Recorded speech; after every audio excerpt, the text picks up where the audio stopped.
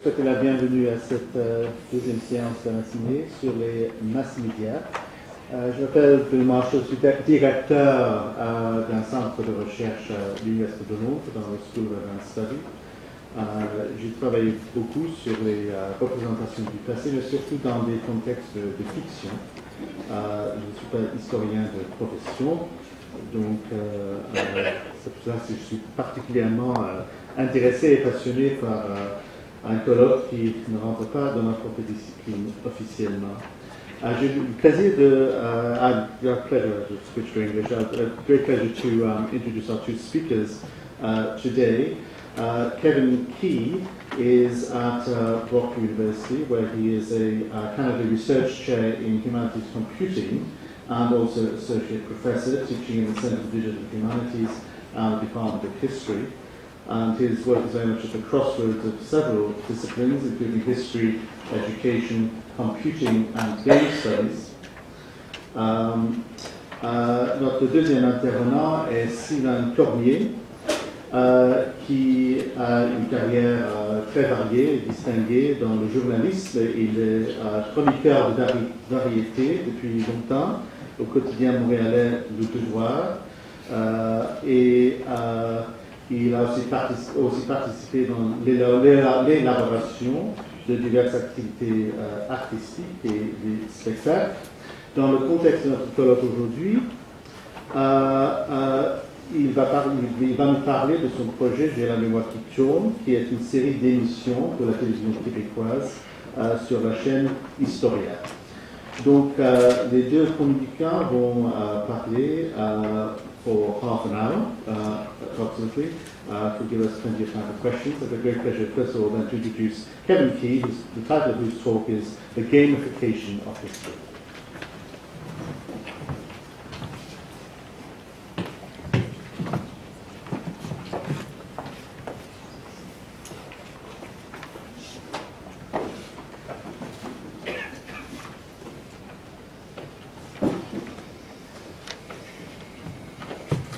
Merci. Il me fait grand plaisir d'être ici aujourd'hui. Merci, Jocelyn. J'ai passé 6 ans à Montréal, mais en 2005, j'ai déménagé de Montréal à Niagara, en Ontario. Et il n'y a pas d'occasion pour moi de parler en français maintenant. Alors, je vais faire ma présentation en français seulement, mais à la fin, bien sûr, on pourra en discuter. En français seulement? En anglais, je m'excuse.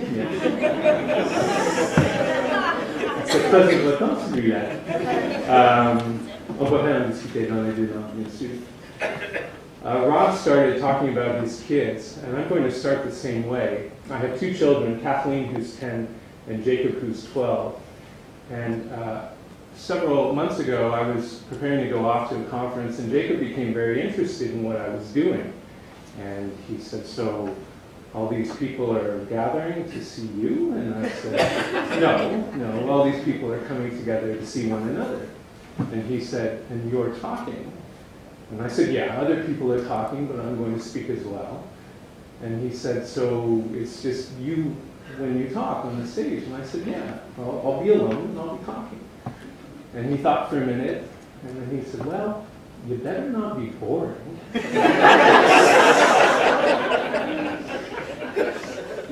Now, whatever that says about what my son thinks about me, what I took away from that is that, indeed, we should not be boring in what we do. Unfortunately, in what I focus on in my research, I try and I spend a lot of attention on not being boring. And history gaming is really about not being boring, in large part. I want to talk just for a minute about the history of history gaming. And I'm going to begin with a guy named Sid Meier. Sid Meier was really focused on not being boring. And he created a runaway history hit that I'm going to spend a lot of time on today. Now, of course, history gaming goes much further back than Sid Meier.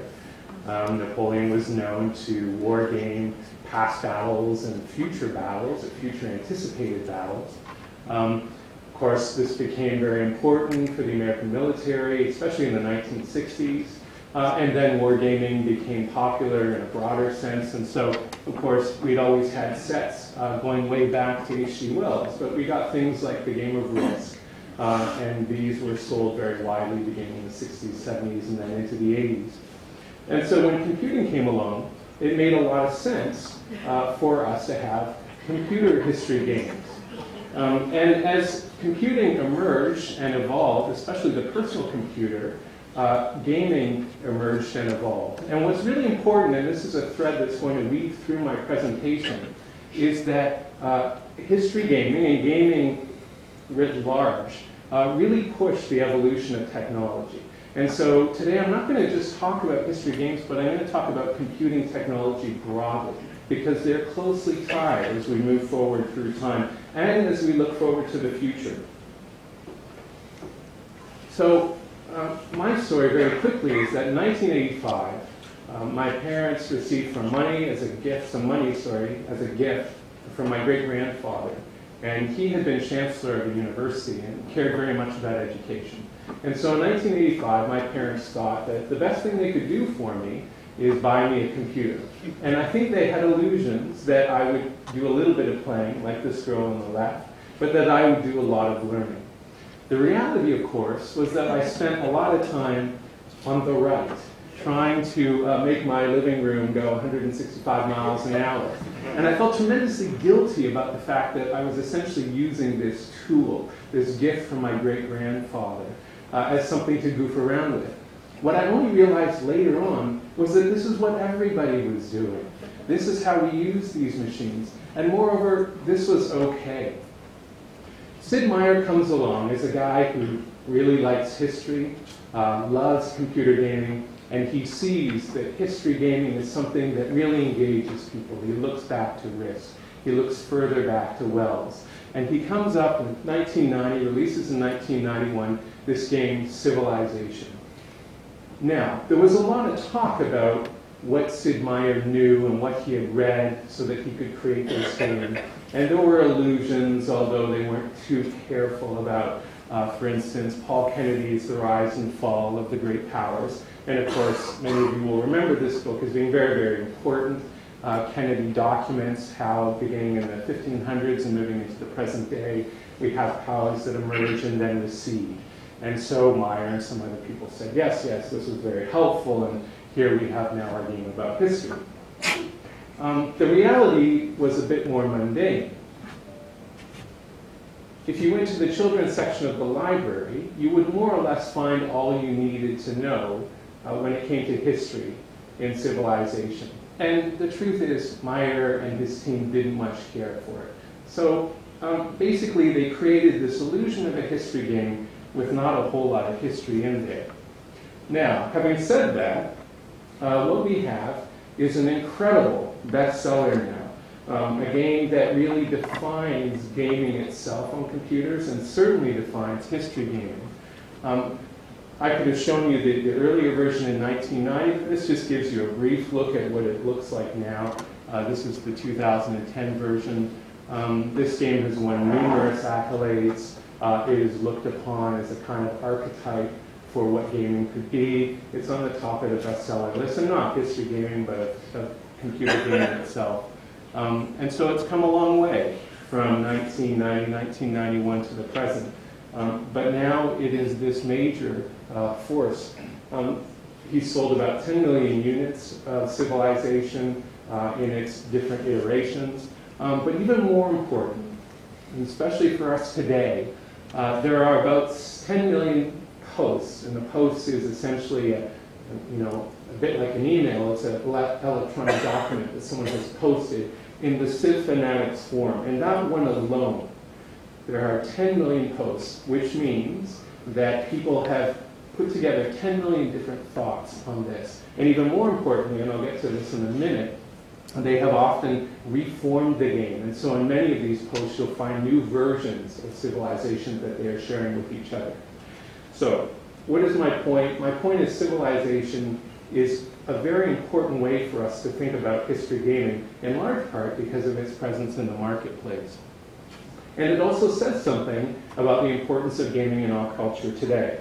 So these are numbers from the Entertainment Software Association, slightly suspect as a result. Nevertheless, the industry association is telling us Last year, $25.1 billion in revenue for this industry. So it rivals that of Hollywood. And as we go forward, we'll see if it eclipses Hollywood. What I want to do in the time that I've got with you is move beyond just the history of history gaming to broadly what this means for us. And so I'm going to talk a little bit about Canadian game players, and I'm using the data that came out of the poll. And then from there, I'm going to move into what history gaming can be and why it's important for those of us who care about history. So I want to first talk about Canadian game players, and I want to thank David Northrop. I haven't had a chance to talk to you yet, David, but for the way that you shared the data. It was very helpful, so I appreciate it.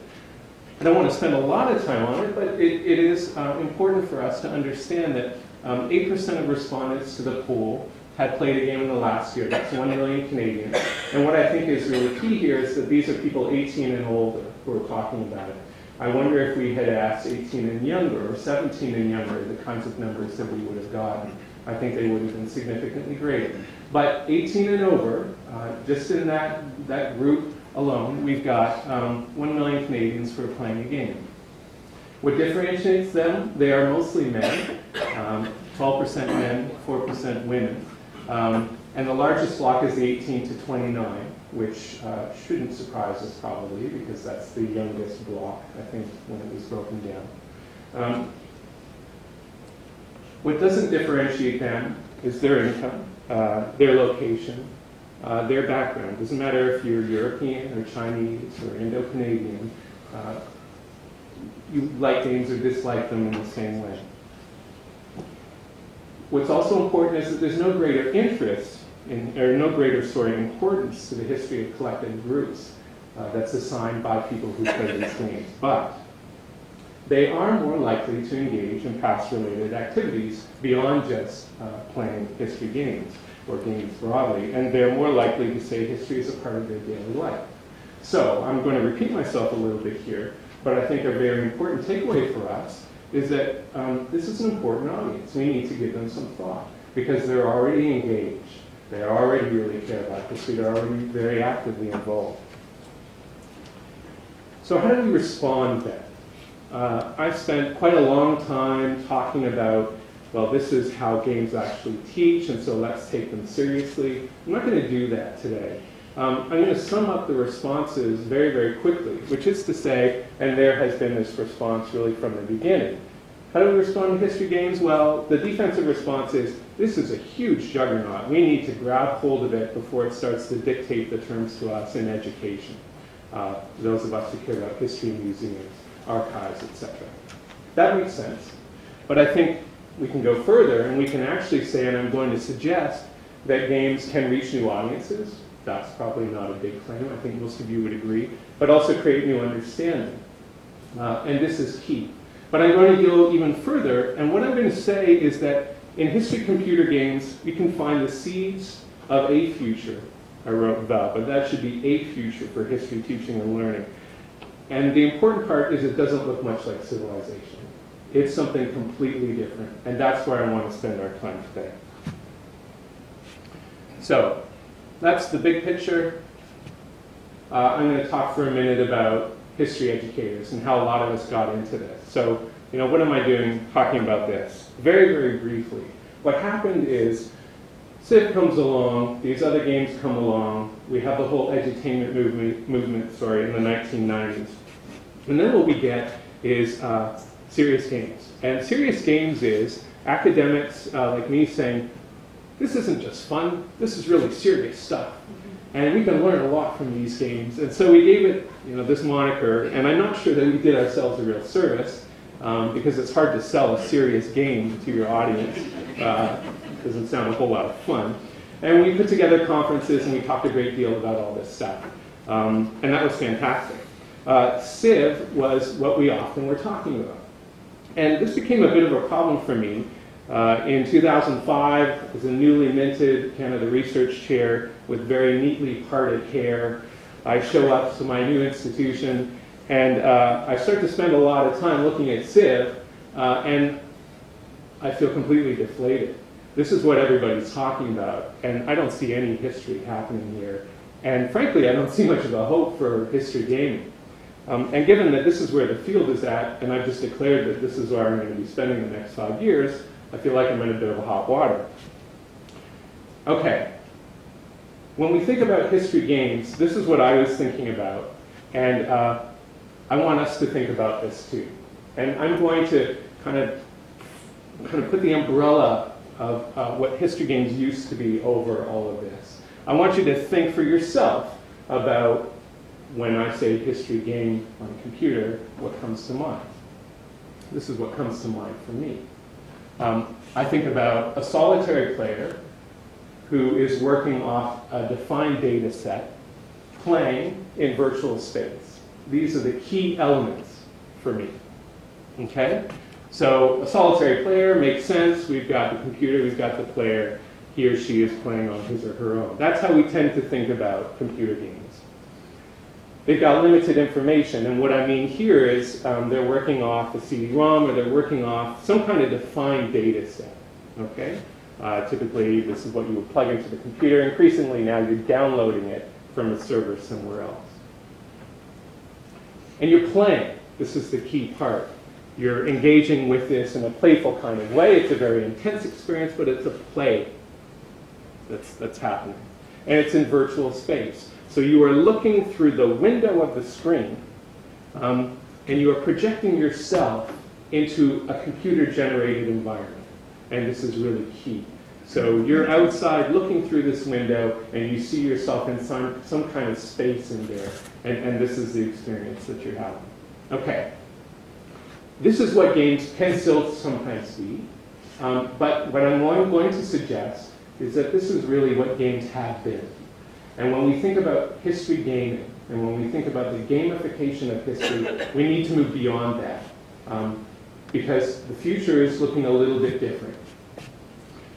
The future is not a solitary player with limited information playing in virtual space. It is that to some extent, but it's a little bit bigger. In fact, it's fundamentally different. It's a networked professional amateur playing in the infinite archive, making history all around them. So what do I mean by this? Let's move away from the notion of a solitary player. What we've got increasingly are professional amateurs. Some people are saying we live in the age of professional amateurs now. So we have citizen journalism. We have groups that are forming around issues that are important to them, like autism, or cats playing the piano, or whatever it may happen to be. These groups are forming. And we're calling them professional amateurs. And they're creating online these shared affinity spaces in which they share information and ideas, in which they challenge one another, in which they learn. And this is part and parcel of what these new technologies offer us. And remember I said earlier, one of the threads that was going to weave through this presentation was, when we talk about gaming, we need to talk about technology broadly, and computing technology specifically. And when we talk about computing technology, we want to be thinking about gaming. One of the major drivers of the internet in the 1990s was Ancestry.com. We hear a lot about porn, and that was significant, but Ancestry.com was huge as well. And maybe not comparable, but certainly maybe the second driver of much of what was happening in terms of the popular web in the 1990s. You can go to Ancestry.com, we've already heard about it in some of the presentations at this conference, genealogy.com. And so this is part of what the web allows, the creation of these affinity spaces. What we see when we look at gaming is this, the same thing happening in the context of games. I've shown you images of civ-fanatics.com. Another place where civilization players go is called polyton.com. And a polyton even has a university where you don't get credentialed because you're a professional amateur, but you can spend time with other people who really care about the game of civilization.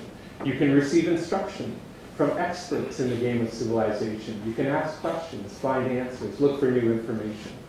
And so these affinity spaces are being created where pro-ams can work together. This is the gaming of increasingly the present, and as we look into the future, the same.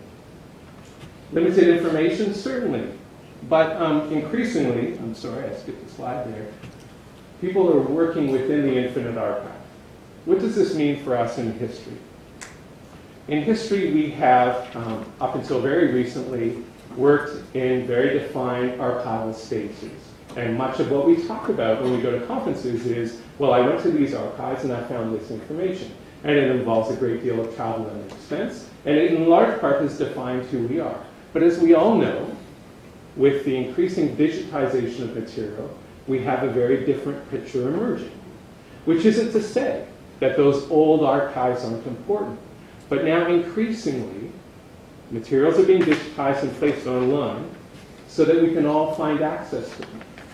Now, this is very, very dated stuff, 2004. But I put it up there for a reason. And the reason is, this is cataloging activity for digitized materials. And we see, obviously, in the mid-'80s, not a whole lot happening. But then we move into the 90s.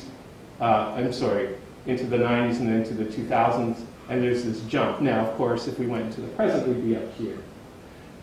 There's almost exponential growth when we look at the number of digitized materials that are now accessible online. Google has said one of our mandates is to digitize every single book and put it online. Archives are increasingly saying we want all our holdings to be accessible online. What does this mean? Well, it means that as we move into the future, we are going to be working within an almost infinite archive of resources. Obviously bounded, has its limits, but it's a very different picture. And that's the kind of material that lovers of history, especially people who play games, but others as well, are increasingly going to have access to. Okay. Our old idea, I'm saying, is playing. And certainly a game is about playing. But beyond that, games are increasingly about making. When we talk about technology, we often talk about tools. So a game is a tool to teach history, or this is a tool to do that. And certainly a tool is a useful kind of image or metaphor. But I think a more important one is instrument. Because if you look at young people, typically, often, they're playing things, they're using them as tools, but increasingly they're making with them. So we have all these technologies that emerge that allow you to create music, that allow you, to create games. Computing technologies for making things. And especially these players, as I've already alluded to, are making. So if you go into Civ Fanatics, you will find people who love things like the Crusades. And they will say, I'm really interested in the Armenian kingdom around this time, but the game Civilization doesn't do a whole lot. And so I created a kind of mini chapter within Civilization. I built it myself about some of the issues that were going on at this time. And here, world, I want you to play it and tell me what you think. And if you analyze what's going on in Civilization, people will write long essays disagreeing with each other about for instance, how you set up this modification of the game and the assumptions you made. And these are clearly incorrect because if you look at this source and on it goes. They're battling back and forth over these interpretations based on a creation that they have put together of the technology. And this is something that I do with my students. Increasingly, I'm providing opportunities for my students to make games, to express history in a game. Sometimes it goes really well, sometimes it doesn't. Obviously, not all students want to do it, they don't have to. But you get really interesting models of history emerging, because what happens is that when you express history in a digital fashion, and especially in a game, you need to model your assumptions. You literally write your assumptions into the code. And then you test those assumptions. You play it out and you simulate it. And so sometimes what we do is we elide in text certain thoughts and ideas. Sometimes what happens in technology is you're forced to move back from those and really prove it. Now, of course, you can make elisions as well in these models. But it's a different expression of history, and there are different insights that you can gather. I'm not going to spend a lot of time showing you this, but students especially love, of course, war. And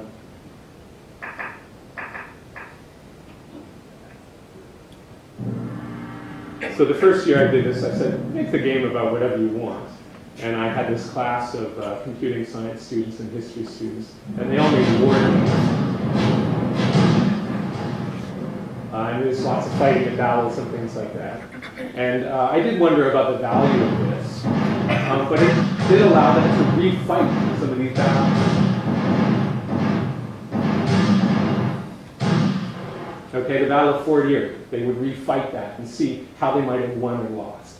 Okay, that's interesting. Increasingly I'm saying to them, no, it has to be about social history, or it has to be about another kind of history, because I want to see how they can model that as well. Virtual space, projecting ourselves in. This is often how we've thought about games. How we should be thinking about games as we move forward into the future is in terms of ubiquitous computing. So anyone with a BlackBerry, anyone with an iPhone is engaged in ubiquitous computing. You're taking computing into the world. The computing is ubiquitous. It's there with you. And you are augmenting the real world with your computing. You've already seen this, but I've created mini games, mini tours that take people around Niagara on the Lake. You can literally have history all around you with wearable computing. And so increasingly as we move forward, gaming and technology broadly will be about computing all around us, on our person, in space. It's not about sitting in front of that window. Okay, now what does this mean? And I'm going to move towards the end of my presentation by really focusing on this, and this is the meat of it for me. Solitary player, yeah, but increasingly network professional amateurs, and what does this mean? Well, for us, and we've already talked about this a little bit, it is going to mean, to some degree, challenges to our authority and potentially a decline to our authority. The ivory tower is increasingly being questioned. What's your value? You know, you've got all of these affinity groups, and these people seem to know a heck of a lot about this, and maybe more than you do. So why are we paying you? Of course, these questions have always been there. But this is increasingly, I think, going to be part of our cultural discourse. The flip side, though, the positive, is that in bringing many people together, we will have many different contributions to potential histories that we write or analyze. And this may come in the form of crowdsourcing, where people break down problems into smaller problems. And you will have different answers emerging as a result.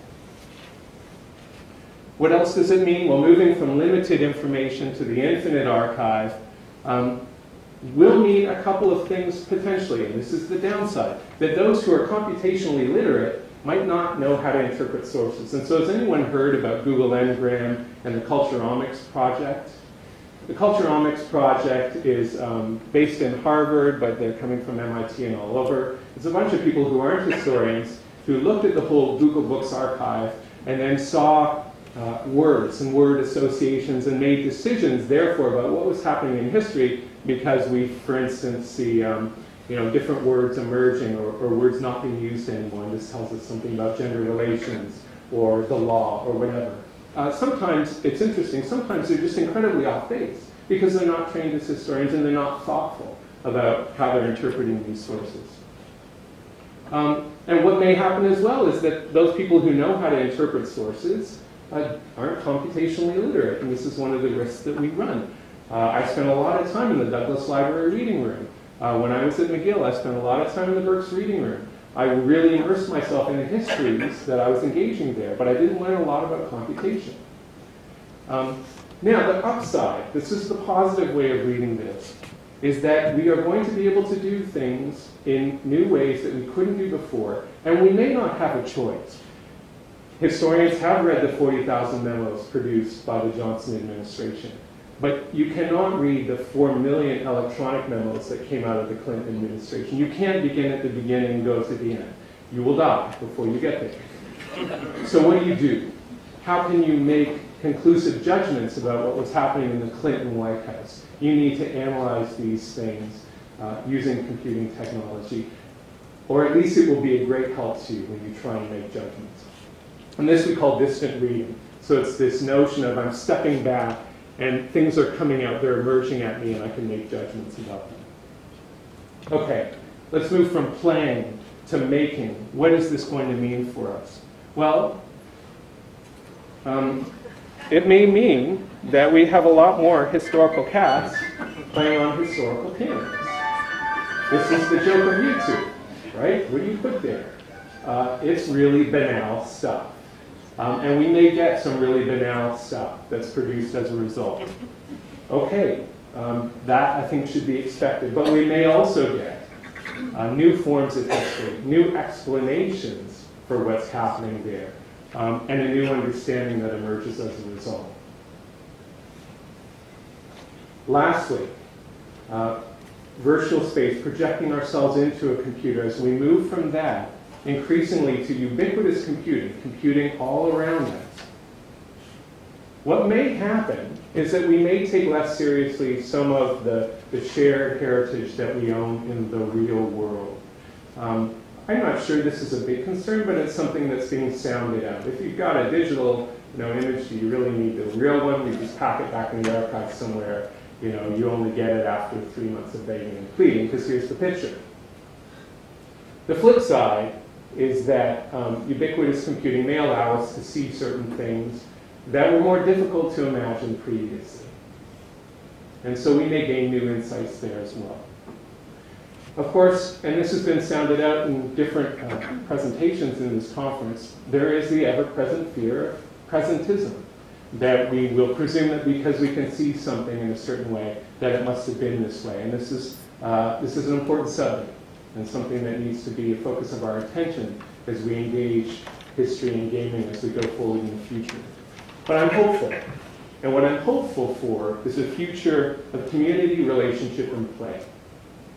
So a history that we're creating in community with sources that are accessible and can be tested by many different sets of eyes, many different brains, rendered in new ways in everyday space, in the space that, of course, is guarded off within the university, but the space beyond, everywhere, more or less. And I want to close with this thought, that maybe play and research aren't quite as far apart as we sometimes think they are. That there's a great deal of playing going on in research, that there are real points of contact between what's happening when we're really engaged in a playful way and when we're researching.